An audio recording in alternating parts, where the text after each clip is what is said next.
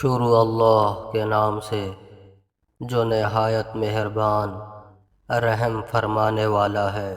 حضرت ابو ہریرہ رضی اللہ عنہ سے روایت ہے کہ رسول اللہ صلی اللہ علیہ وسلم نے فرمایا، جہنم میں جانے والی دو قسمیں ایسی ہیں جو میں نے ابھی تک نہیں دیکھی۔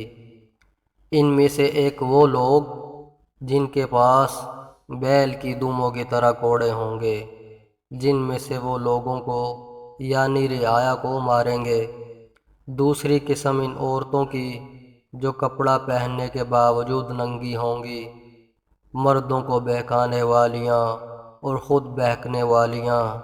ان کے سر بختی اور اونٹوں کی کوہان کی طرح بالوں میں اونچے اونچے جوڑے لگانے کی وجہ سے ایک طرف جھکے ہوں گے۔